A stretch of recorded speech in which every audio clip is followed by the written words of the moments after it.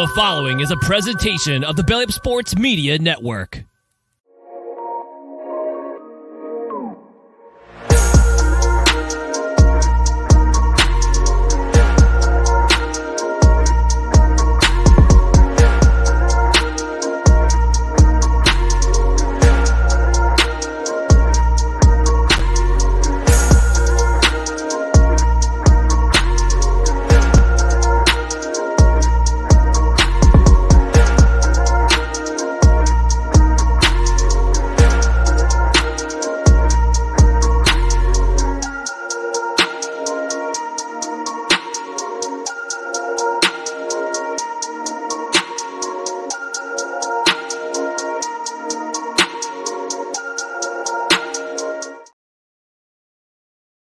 What is going on, everybody? Welcome to another edition of the Bayou Bengal Bites. I'm Chet. I've got Tyler on the line, and we are ready to run down some LSU sports the week of May 16th.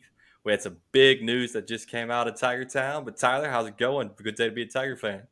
Yeah, good day to be a Tiger fan as well. We definitely needed it, especially with LSU's fate against Mississippi State. But glad to have you back on as well. We had a 1 week off from you as well, so we got a lot of good LSU content to bring you, both good and bad.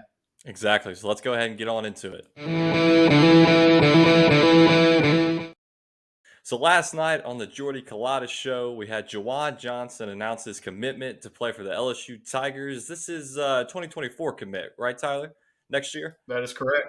Yeah, so Juwan is currently his high school quarterback, number one rated quarterback in the state of Louisiana, and number one rated athlete. And the rundown right now is that he'll be playing DB when he gets to LSU because, let's face it, next year it's going to be Max Johnson's team, and then we have a loaded quarterback room behind him.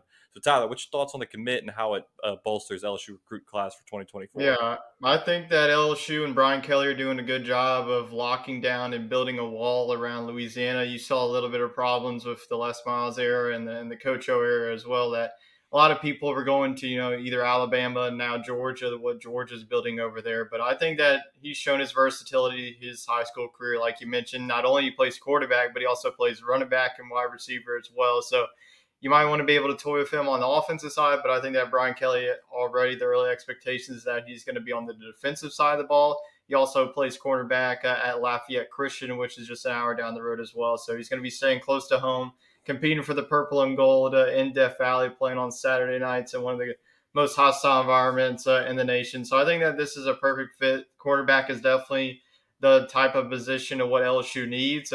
Two past seasons that we looked at, from last year to this year, we've had to dive into the transfer portal. We saw guys like Jared Bernard Converse, Mekhi Gardner step up.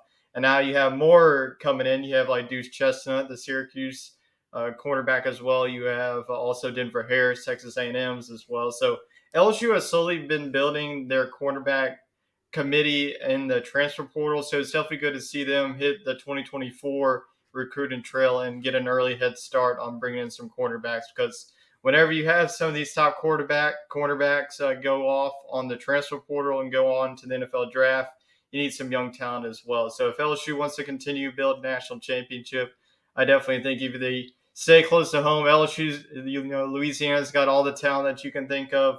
So I think that having JJ, Triple J here with JJ, Yeah, Jay that's going to Johnson be here.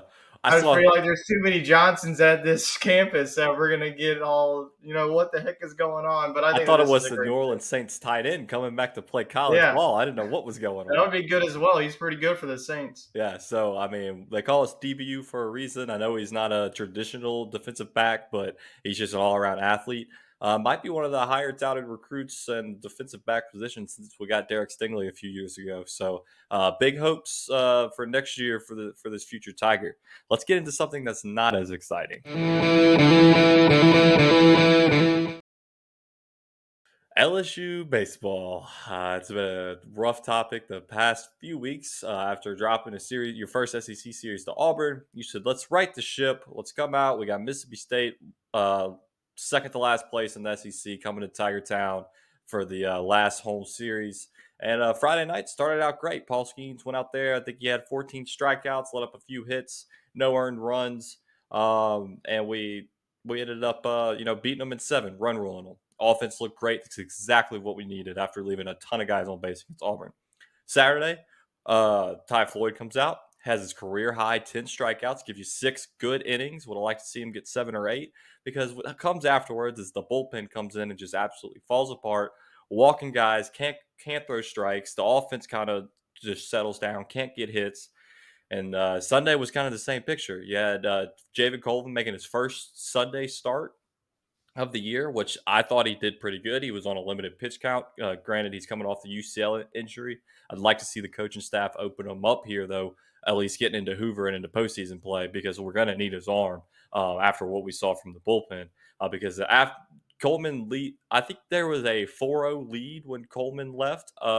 At one point, the game was 13-4, 1 run away from the run rule in the 7th inning, and Mississippi State erupted for 10 runs, actually 11 runs, to win the game 14-3 in extra innings. The bullpen was just totally abysmal. I'm not ready to hit the panic button. I'm worried. I'm very worried. The panic button, it's right here on my desk. I've got my hand over it, but I haven't hit it just yet. So, Tyler, are you hitting the panic button, or do you think that we got one more shot to bounce back against Georgia and then right the ship going into SEC tournament? I think that's a fair question to all LSU fans out there. I think that a lot of, people who support this team feel that going into the season, you rank preseason number 1. You got bringing in Paul Skeens, who's looking like one of the best LSU pitchers to come through this program. You got a guy like Dylan Cruz, who was going to be the consensus overall number 1 draft pick. And then you bring in a guy like Tommy Tanks as well. So I feel like you got to get to Omaha. I feel like if you don't get to Omaha with that type of talent, then this is a waste and this is a failed season. I'm not saying I'm not going to be one of those guys and shouts to the mounds. Jay Johnson has to be fired. Wes Johnson has to be fired. I don't think that the coaches really do anything with this. I think that it's got to be more on the players at this rate. You're in May. You've had all this time. You go through fall camp. You go through a couple. Now, I know that everyone's going to say the injuries is what's going to come back to bite this team. Whenever you had, Chase Shores, Garrett Edwards. I mean, this team was by far out. These guys pitching right now aren't supposed to be in the game at this point, but it is what it is. Right. It's baseball. You got to adjust with the punches. Yeah, that's what people have been hearing and saying. Like, that's baseball. It's baseball. The best teams don't usually win it. Just like last year's Tennessee team, they didn't win it. Yep. A couple of years ago, Arkansas was the number 1 overall seed, and then NC State beat them, and NC State went on. That's the year that NC State got gypped. But just going back to this weekend, like you mentioned, Friday nights, LSU is by far a national championship contender when Paul Skeens is on the mound. You run roll them.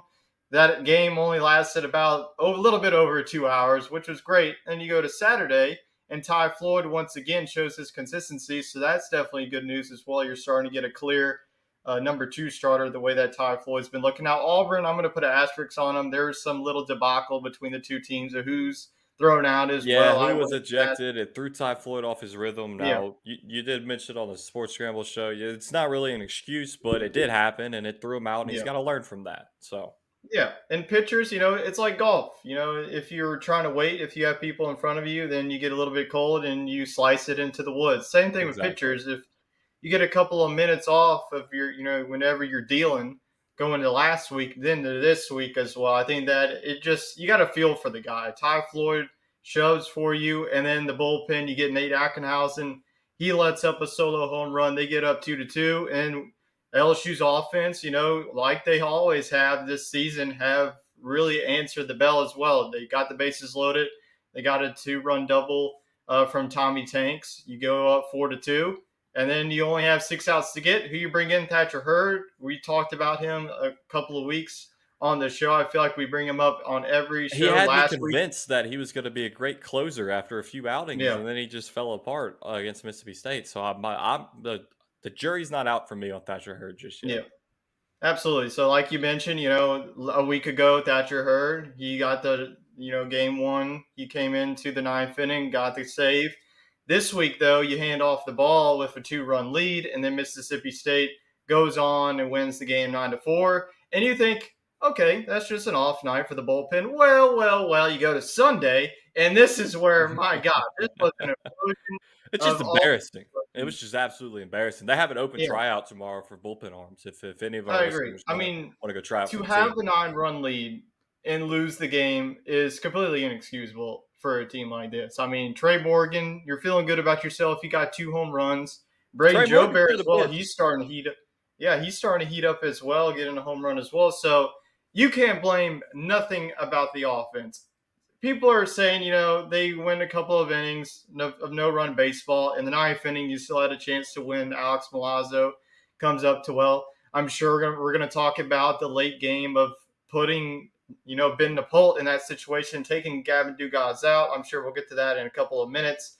But you cannot put any blame on this offense. 13 runs, 9 times out of 10 win you ball game. I think that this whole entire weekend has shown that this bullpen has some major concerns, and there's only a couple of weeks to fix it because you got SEC tournament, you got Georgia this weekend, and then you got the regional play, which hopefully will be at the box. We'll get into that a little bit as well. But I know that you were not a fan of, taking out Gavin Dugas in that situation, a guy that can No, really just end the game right there. that's that. So I get why he did it. He wanted to put the bunt in play. Ben Napolt is the bunter on the team. Basically, they put him in to bunt. I understand.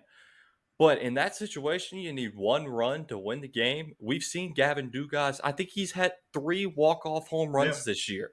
He's Mr. Clutch. This is his South last. Carolina, the 2 games that come to Yes, mind.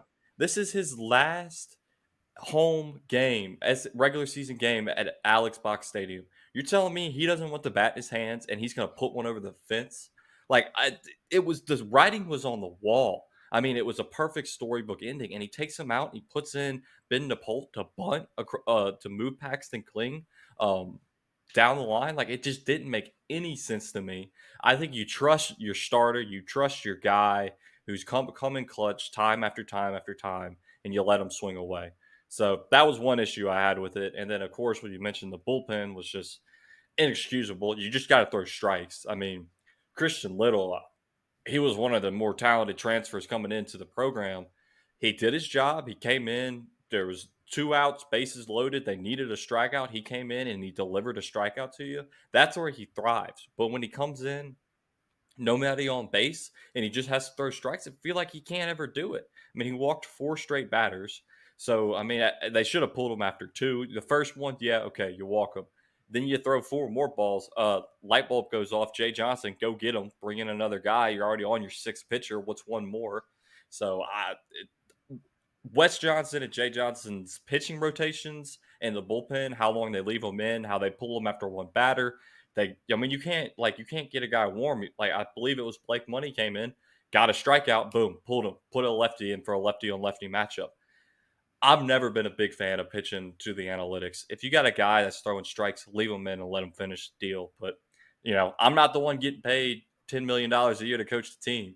Maybe one day, we'll see. But, I mean, as a former pitcher myself, I think the bullpen right now, it's a mental game. The past 2 weeks, I mean, you know these guys have the talent. They were their aces on their high school teams. They've been pitching all year.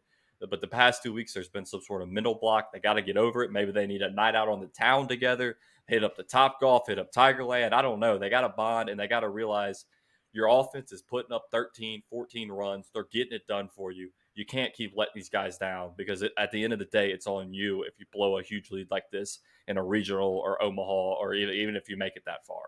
So, Yeah, I think that's really the main concern for our fans is that if or not this team can make Omaha, I think that really the main priority is to get a top 8 national seed. Now, losing back-to-back SEC series isn't going to do well, but I looked today that LSU is still a top 4, actually. They're the number 4 national seed, but looking at their regional wasn't that great as well.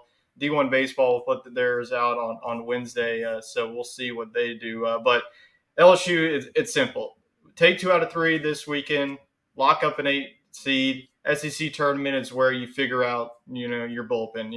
yep. I know We don't LSU, need to you win the call it SEC tournament. a It'd be SEC great if we tournament did, but I'm more concerned with the bullpen, get them going for the postseason. That's what really matters. Yeah, so I know that a lot of people think that Hoover's the LSU Invitational, but this year, I mean, SEC tournament doesn't mean much to LSU's case, especially if they take care of business this weekend. But I think that LSU is set up for regional play. I think that you save Skeens in game 2, go with somebody else. If you can't beat somebody else, with either Blake Money or Javen Coleman starting on the mound against, who knows what, it's going to be a mid-major program. But you need Skeens, in that 2, whoever wins the 2 versus 3. But the super regional is where the concerns come back to life because it's the same scenario. Paul Skeens, if he does what he continues to do, LSU is going to get the 1-0 advantage. And then you pretty much have to, split either 1 or 2 games. Win game 2, game 3, one of those, and you go to Omaha. Yeah, I know teams have been pitching backwards against LSU, against Paul Skeens. When it gets to a super regional, I don't see that happening. I think these guys Yeah, are going to come out with their ace on Friday night and throw their ace against Paul. I mean, I because agree. you can't leave it up to chance. You're not trying to take one game. You got to win. You're trying to win the first game no matter what. Yeah, I So mean, you get some question marks not only from your fan base, but from your boss. They'd be like, "Come to my yeah, office." Like, no, I what? I would go mano y mano, ace on ace, Yeah, come yeah, super you're not regional going to see time. that anymore. But I think now the it's kind of shifted. If you sweep Georgia, 20 wins, locked up national seed, great. But you just got to win the series. You got to go in there and take 2 out of 3. Georgia, they're still last in the SEC East, but they've been on a little bit of a heater lately. Who did they sweep a few weeks ago? I think it They was swept Arkansas, who's now yeah. on top of the SEC. Yeah, so we are 2 games behind Arkansas. So we need Arkansas to really, lose the series this weekend and us to win the series. And I think that puts us on top of the SEC West. I think it regular season SEC champions going Yeah. into Hoover. So it should be a good matchup. It's a Thursday, Friday, Saturday series. Neither one of us likes that, but Thursday night 5 o'clock, Friday night 5 o'clock, Saturday at noon. That's what happens when you lose 2 out of 3. You lose 2 series back to back to 2 pretty bad SEC teams. They take you out of the primetime spot. So Hmm. let's hope for a big bounce back this weekend against Auburn. And you got anything else on the baseball team before we throw it to the girls over at softball?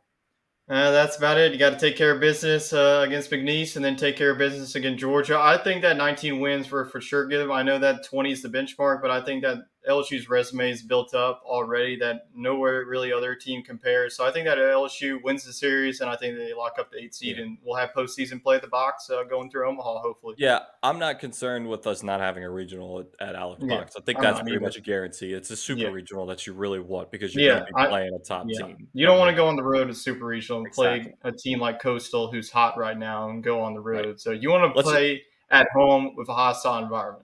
Exactly. Let's hope that this was the punch in the mouth that they needed. We thought it was last week. I was really hope it's this week, and they get back on their high horse and get rolling. Absolutely. So shifting gears over to the women's side, we got the LSU softball starting postseason play. Earns a number 10 seed, hosting a regional at Alex Box. Tyler, tell us who's coming to Baton Rouge. Yeah, we got a loaded crowd here coming here. Tiger Park is going to be bumping this weekend as LSU softball will begin their postseason play.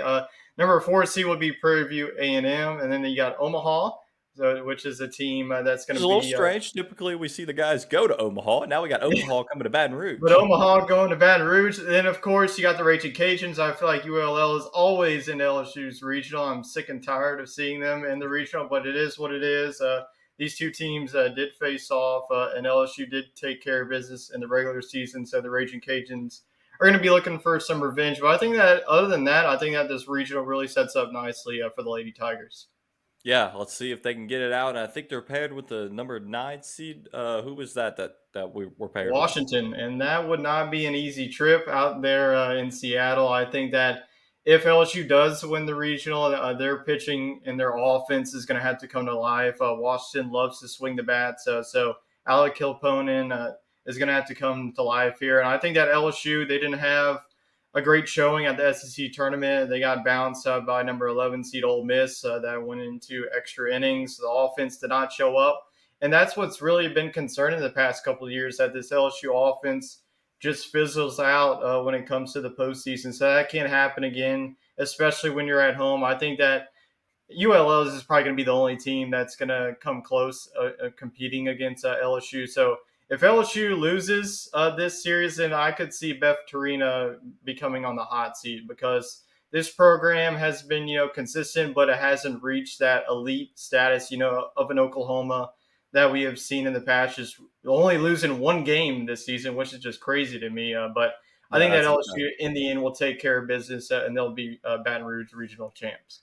Well, LSU super fan D'Angelo Sanchez, who's always at the There you softball games, just seeing with the big belt. He's also a big Washington fan. He's got some go. girls Ooh. that he's tight with over there. So his alliances will be split. I don't know if he's going to go LSU or Washington, but I'm sure he'll be at the super regional if each team makes it that far. We're back to some positive news. Of course, softball is always positive, but let's get another recruit.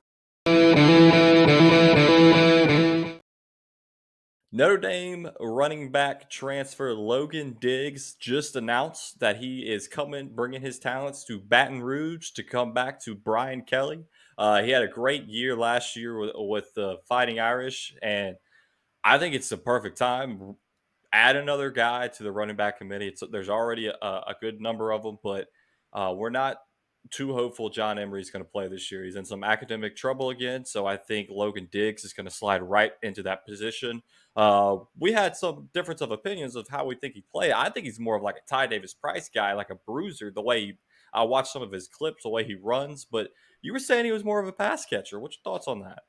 Yeah, I think that he is an elite pass catcher as well. We saw this, his 2 seasons at Notre Dame. He spent 1 season with Brian Kelly before Kelly decided to take his talents to Baton Rouge. But that one play that he had in the Gator Bowl against South Carolina, 75-yard touchdown, whenever he gets in open space, you could just call it a day. He's gone. The shiftiness that he has, I think that his size allows him to create space, whether in the open field or between the tackles as well. So I think that this is what LSU needed. This is, Brian Kelly said in the transfer portal that this was going to be his, main expectation going into this offseason.